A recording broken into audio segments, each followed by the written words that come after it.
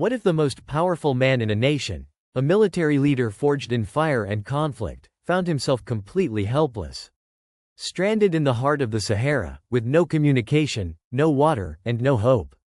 This is the story of Ibrahim Traoré, the leader of Burkina Faso. But this is not a story about political strategy or military might. This is a story about a day when all of that became meaningless. A day that began with a fatal mistake, and ended with a truth so horrifying, it threatened to tear his world apart.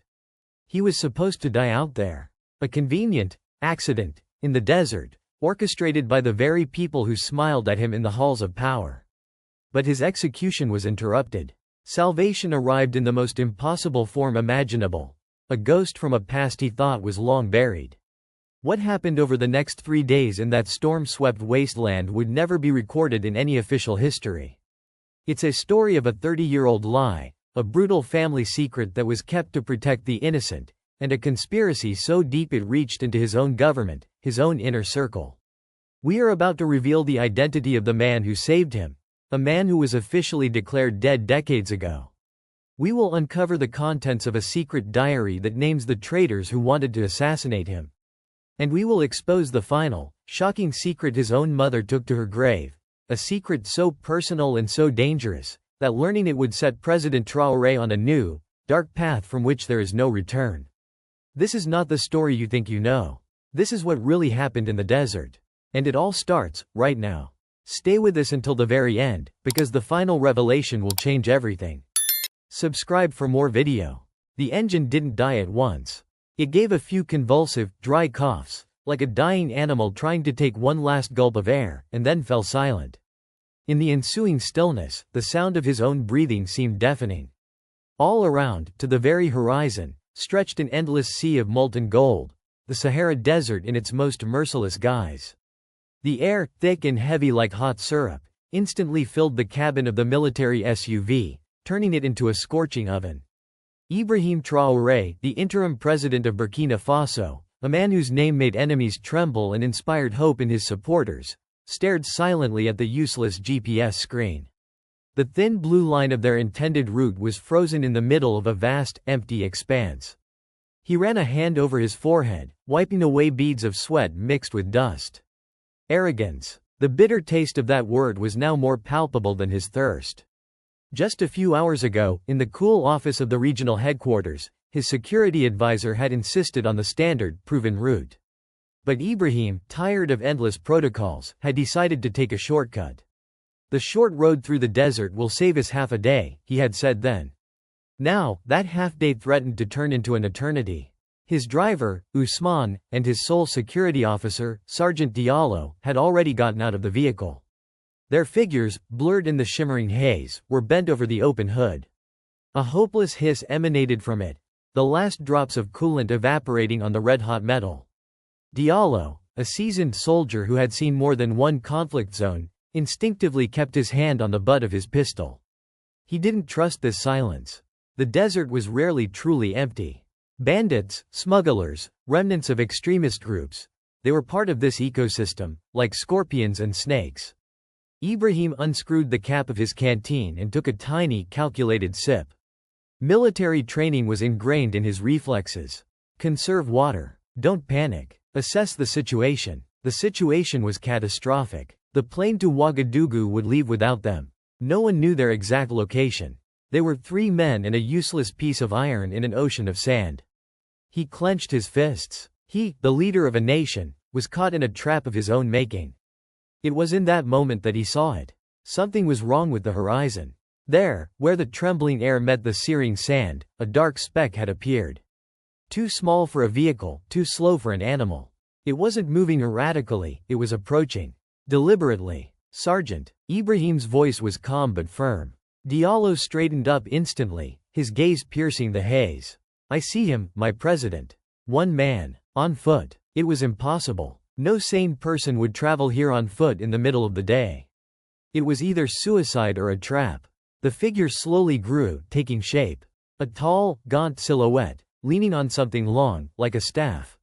He walked with a leisurely, almost ritualistic pace, not like a man who was lost and seeking help, but like a master surveying his domain. It could be bait, Diallo said tensely, his hand already gripping his weapon. The others could be hiding behind the dunes. We need to prepare. Usman, the driver, returned to the car, his face a mask of dust and despair. The radiator is shot. We're finished if we don't find shelter. All three stared at the approaching figure. They could now make out clothes billowing in the hot breeze, resembling the ancient robes of a hermit.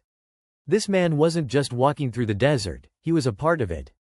Ibrahim Traoré, a soldier and strategist, felt a chill run down his spine that had nothing to do with the heat. Logic, experience, the instinct for self-preservation.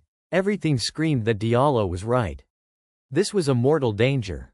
But something in the rhythm of that walk, in the way the stranger held his head, in his very silhouette, awakened a strange, irrational response deep within his soul. Not a memory, but its echo, the shadow of a long-forgotten feeling. As if he had seen this before, in another life, in a distant childhood. "Sir, we must take a defensive position," Diallo insisted, seeing the president was frozen, as if mesmerized.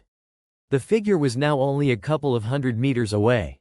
Ibrahim raised a hand, stopping his guard. His heart began to beat in a strange, unfamiliar rhythm. His mind screamed, "Trap!" But something more ancient, more profound, whispered something else entirely. "Wait," he commanded, a single word that sounded like a verdict in the deafening silence of the desert. He didn't know for whom, the approaching wanderer or himself. The distance between them closed with agonizing slowness. Every step the stranger took on the scorching sand echoed like a heavy thud in Ibrahim's temples. He could now make out his face, parchment-like skin, etched with a network of deep wrinkles, each one seeming to hold a lifetime of stories. But the eyes were alive, piercing and frighteningly clear. They held neither madness nor a plea for help. Only a bottomless depth and an ancient wisdom, as if he were looking not at Ibrahim, but through him, seeing something hidden from everyone else. The old man stopped 10 meters away from them. Diallo tensed, his body coiling like a compressed spring, ready to lunge forward or open fire at any moment. Usman stood frozen by the car, his eyes wide. But the stranger seemed not to notice them. His gaze was fixed exclusively on the president. He tilted his head slightly, and the shadow of a smile touched his chapped lips, not a happy smile, but a sad one, full of universal understanding. And then he spoke. His voice was raspy, as if polished by 1,000 desert winds, but it held no senile weakness. On the contrary, it resonated with a quiet, undeniable authority, carrying easily across the heated air. "Ibrahim." A single word. Not, "Mr. President," not, "Your Excellency." Just the name. A name that, in recent years, was whispered in the corridors of power or chanted in the public squares. But now, it was spoken as it hadn't been for 30 years. With an intonation that only one who possesses an absolute, innate right can afford. Ibrahim felt as if he had been struck by lightning. The world swayed for a moment. That timbre, that barely perceptible vibration in the voice. He knew it. He didn't remember it with his mind, but his body, his soul, remembered. It was the voice from the deepest, sealed-off corners of his memory. The voice that had read him stories before the world had fractured into before and after.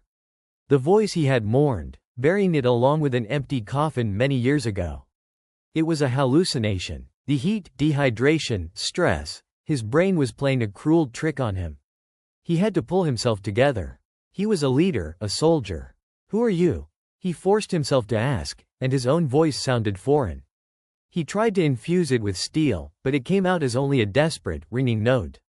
The old man slowly raised a hand, not as a threat, but as if to calm a frightened child. His piercing eyes clouded with sorrow for a moment. "You know who I am, my son," he answered softly, and each word was like a hammer striking an anvil. "Though I understand your disbelief." He took another step forward, and a glint of bitter irony flashed in his eyes. The dead should remain dead, should they not? In that very instant, everything changed. As if nature itself had responded to this blasphemous resurrection. A sudden, furious gust of wind threw clouds of sand into the air, blinding and stinging their skin. The silence exploded into a piercing howl. The horizon, which a second ago had been dazzlingly blue, began to darken rapidly, turning a sick, yellow-brown. A wall of sand, gigantic and relentless, was rising from behind the dunes, ready to swallow everything in its path. "Storm," yelled Diallo, trying to be heard over the wind. "Sir, to the car, quickly." But Ibrahim didn't move. He stood paralyzed, staring at the man who could not, should not, exist. The man who was his father, Ibrahim Traoré. Revolutionary. Hero. Traitor. Dead man. He was standing here, alive, in the middle of the desert, while the world around them collapsed. Ibrahim found himself at the epicenter of two storms at once. One was racing across the desert to tear him apart, and the other was raging in his soul, threatening to destroy everything he had ever believed in.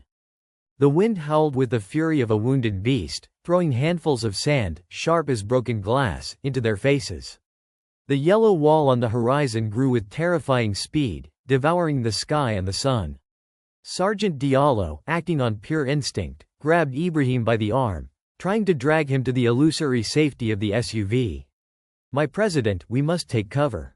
The vehicle won't withstand a direct hit, but it's our only chance." But Ibrahim wouldn't budge. His feet felt as if they had grown roots into the sand. He couldn't tear his gaze away from the face that had haunted him in vague childhood dreams and on faded photographs. The face of his father. Ibrahim Traoré. That name was both a symbol of pride and a mark of shame for his family. The man who, he was told, had given his life for his ideals while trying to overthrow a dictatorship. And now that man stood before him, alive, while the desert itself tried to bury them. "He's right," the old man shouted, his voice cutting through the howl of the wind. It remained surprisingly steady. "The car won't save you." He turned and pointed his long staff toward a ridge of rocky hills, barely visible through the sandy haze. "My camp is that way. 2 kilometers. Solid shelter, water, food. You won't make it to the airstrip now." He turned back to Ibrahim, and there wasn't a shadow of a doubt in his eyes. "We have very little time. If you want to survive and get answers, you must come with me. Now." It was an ultimatum, a choice that was impossible to make. The rational part of his brain, the brain of a soldier and a president, screamed that this was madness. To follow a ghost, a man claiming to be his dead father, into the heart of a storm? It could be an elaborate plan, a trap set by his enemies, using his family's old grief against him. Death in the desert during a sandstorm, the perfect cover for an assassination. No one would ever know the truth. But another part of him, the intuitive part, the one that had awakened at the sound of that voice, said the opposite. There was no lie in this old man.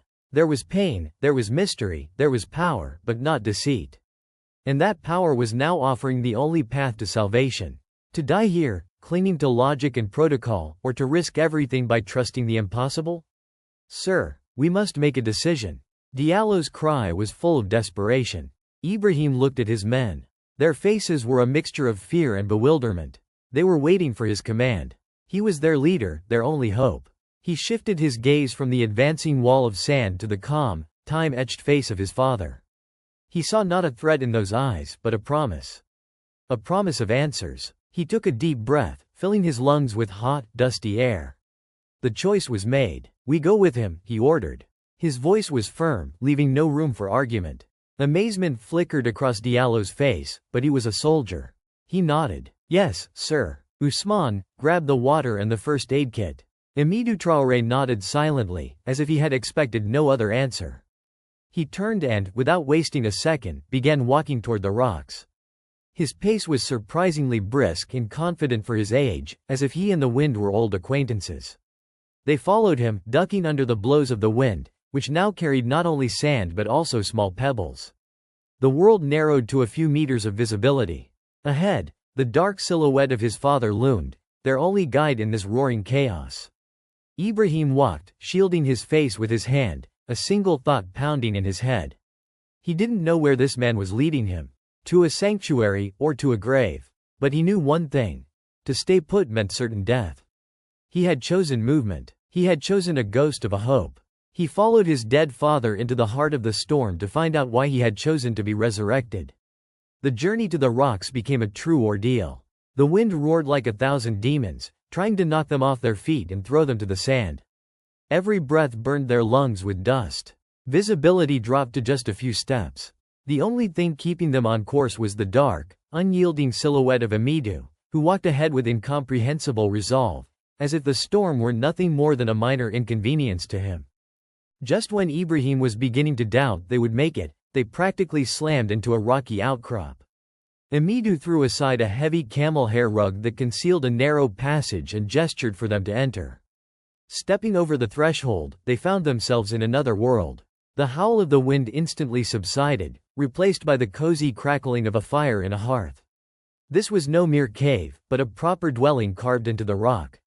The space was surprisingly spacious and comfortable. Colorful rugs covered the floor, and along the walls stood crudely made but functional shelves filled with books, clay pottery, and bundles of dried herbs.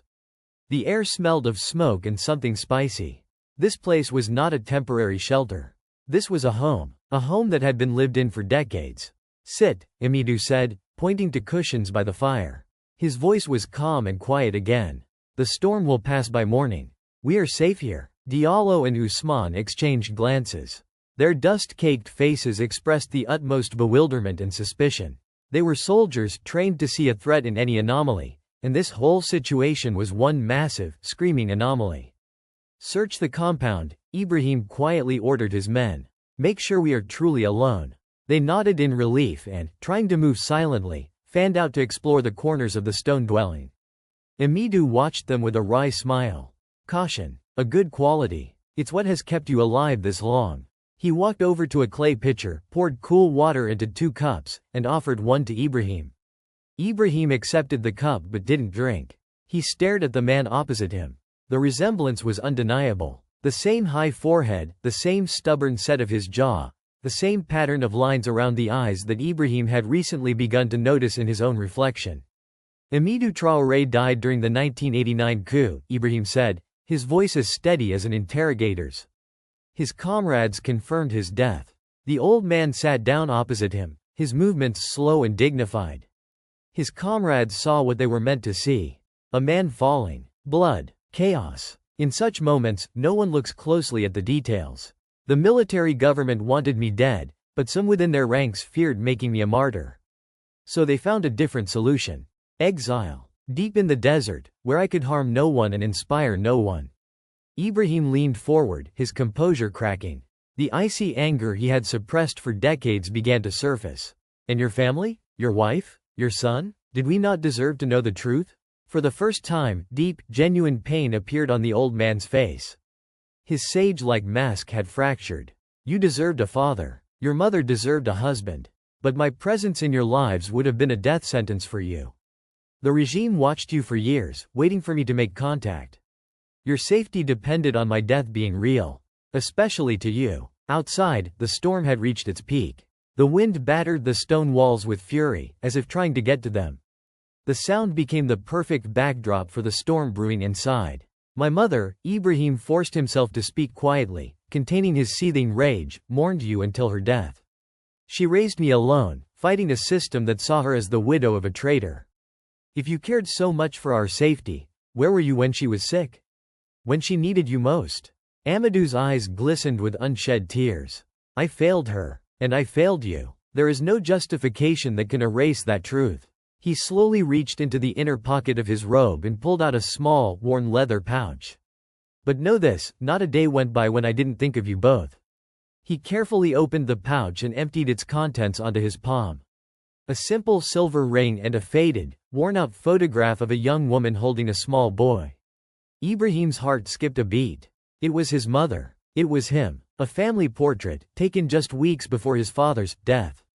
He stared at this tiny image of his lost family, and the icy armor around his heart began to melt, giving way to an all-consuming pain. He finally believed. This man, this ghost from the desert, was truly his father. But this realization brought no relief.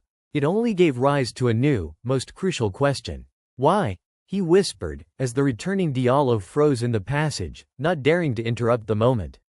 "Why reveal yourself now, after 30 years? Amidu let the silence hang for a few long seconds, allowing the full weight of the moment to settle on Ibrahim's shoulders.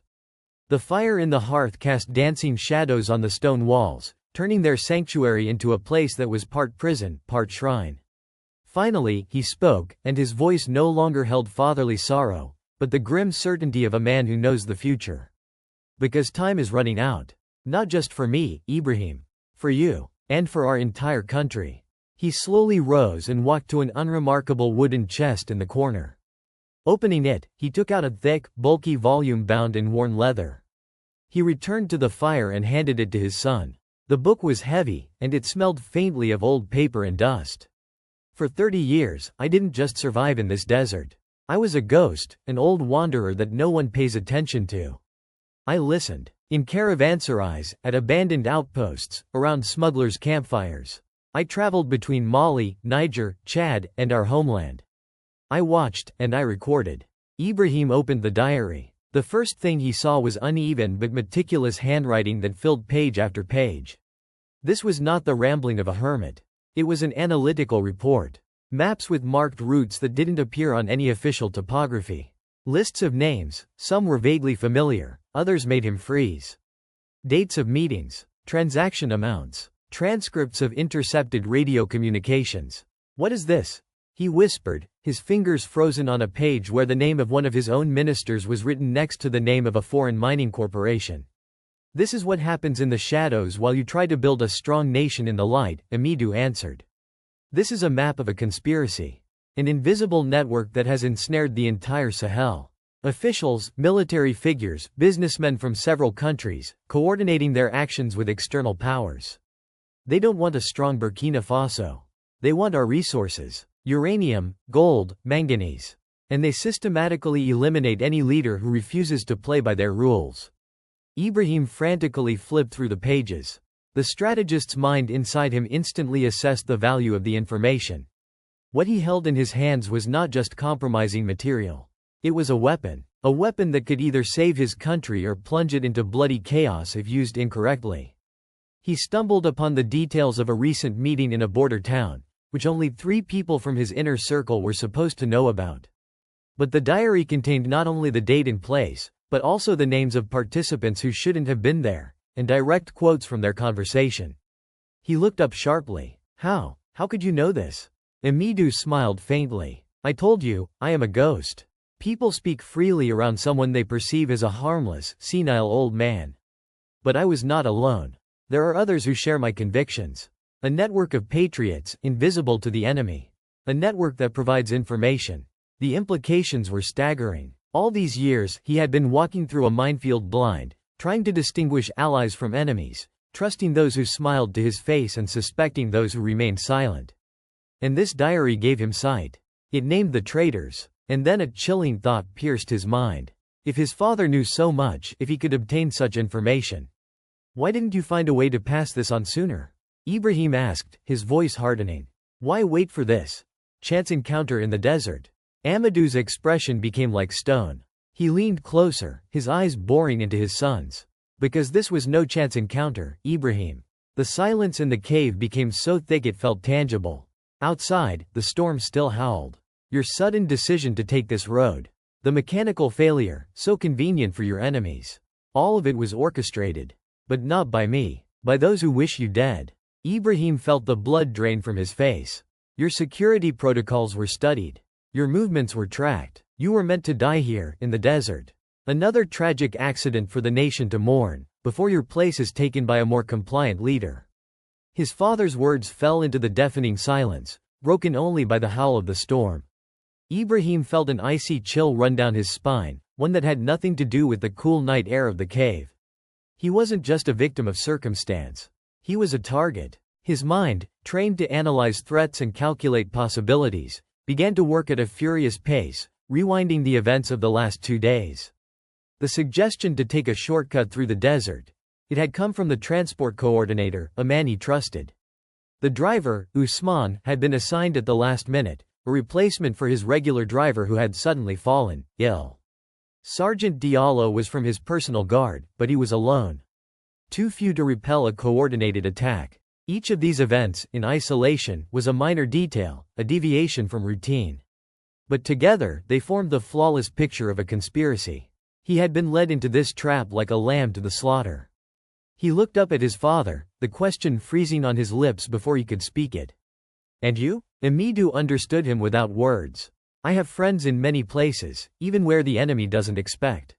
When I learned of the plan, I positioned myself to intercept you. I had hoped to warn you before you left the main road, But events moved too quickly. I barely made it in time. He paused, letting Ibrahim absorb just how thin the thread holding his life had been. Ibrahim, he continued, his voice growing even more serious. Understand this. This was only the first attempt. Not the last. The names in that diary, they are powerful people. They have significant resources and little conscience. They will try again. And next time, they may be smarter.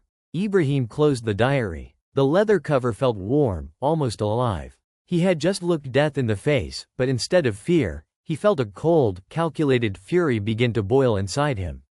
Fury at the traitors. Fury at those who tried to turn him into a puppet. And somewhere deep down, fury at this old man who had allowed him to live 30 years in a lie, even if it was for his own salvation. I have to verify this information, he said firmly. Until I have independent confirmation. Trust, but verify, Amidu finished for him, and for the first time that evening, a faint, warm smile appeared on his face. I taught you that myself as a child, though you may not remember.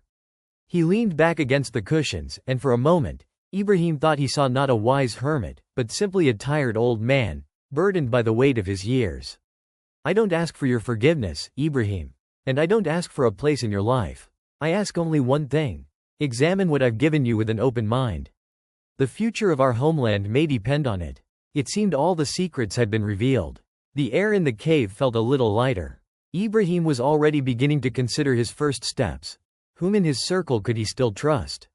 How could he begin the verification process discreetly? How could he turn the information from this diary into action without provoking a civil war? But Amidu leaned forward again. He looked at his son with a long, heavy gaze, as if gathering his strength for one last, most difficult confession. And that's not all you need to know, he said quietly. There is something else, something personal. Ibrahim tensed, bracing himself for another blow.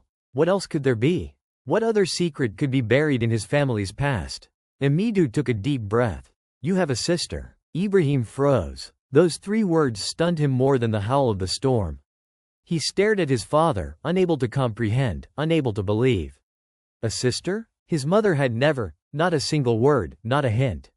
It was impossible. Your mother was pregnant when I disappeared, Amidu continued, his voice trembling. She was born 6 months after my death. Ibrahim's world, which had cracked and capsized over the last few hours, now finally shattered into a million pieces. A sister. The word echoed in his mind, devoid of all meaning. He replayed every conversation with his mother, every one of her sad glances, every moment of their lonely life together. Nothing, not a single clue. The secret she had carried to her grave had been kept perfectly. Her name is Aminata, Amidu continued, his voice quiet as if speaking of something sacred. Your mother gave her to a trusted family to raise in a small village near the Mali border. It was safer that way. Separated, you were just the children of a revolutionary. Together, you would have become a symbol, a banner, an irresistible target for the regime. Aminata doesn't know who her real father is. And she doesn't know that her brother is the nation's leader. I watched over her from a distance, just as I watched over you. Ibrahim was silent, trying to process the information. He had a sister. A living, grown woman, his own blood, whose existence he had never even suspected. Why are you telling me this now? He finally managed to ask. The question was almost a whisper. Amidu's expression became serious and tense again. Because she is in danger, too. Those who want to control our country know of her existence. For now, they don't understand her significance. To them, she's just an educated young woman working on water access projects in rural communities. But if they discover her connection to you, they will use her. Without hesitation, a protective instinct Ibrahim never knew he had ignited within him with a fierce power. The sister he had never met had just become the most important thing in the world. Where is she? He demanded, the steel of a leader giving an order cutting through his voice. She's working in a village called Jibo, near the northern border, Amidu replied. I was on my way there when I learned of the threat against your life. He reached into his robes again, this time producing a small, carved wooden box. Here is the proof. A birth certificate, a letter from your mother, photographs. Enough to convince both you and her of the truth. Ibrahim took the box. It felt heavy, not from the wood and paper, but from the weight of a 30-year-old secret, from the weight of destinies destroyed and rediscovered. By morning, the storm had passed. The dawn painted the refreshed desert in soft hues of gold and rose. Usman, using tools and spare parts found in Amadou's camp, had managed to repair the radiator. The vehicle was ready to go. Ibrahim stood at the entrance to the cave, watching the sunrise. His father came and stood beside him. "You could come with us," Ibrahim said, surprising himself with the offer. "Return to Ouagadougou. We would ensure your safety." Amadou smiled sadly and shook his head. "My return would only complicate things. You have enough challenges without a resurrected revolutionary father. My place is here, in the shadows." He placed his dry, calloused hand on his son's shoulder. "The first touch in 30 years. Leave a white stone on your mother's grave on the first day of the month. If it's gone the next day, come to this place on the following full moon. I will find you." The moment of departure arrived too quickly. As Ibrahim was getting into the vehicle, Amadou called out to him. "Ibrahim, I had no right to be proud of the boy you were. But I want you to know, I am immensely proud of the man you've become." The SUV moved off, leaving a lone figure behind at the rocks. They drove in silence. The diary and the wooden box sat on the seat beside him, two artifacts from another reality. "Sir," Diallo finally broke the silence. "How should I report what happened?" Ibrahim thought for a moment. "You will report that we had vehicle trouble during a sandstorm. We took shelter with a local guide who helped us with repairs. Not a word about his identity. Not a word about the information. Not until I give the order. And if they ask about the 3 days we were missing," the sergeant clarified. 3 days. It felt like a lifetime. Ibrahim recalled his father's last words before they left. "It takes 3 days to truly see a person. 1 day to see their face. A second to see their mind. And a third to glimpse their soul." He looked out at the road leading from the desert. "If they ask," he replied, "say that I encountered something unexpected in the desert. Something that changed my perspective." When the airstrip with their waiting government plane came into view in the distance, Ibrahim had already made his decision. He picked up the radio. "Air Force One, this is the president. Change of flight plan, effective immediately. We are not returning to the capital.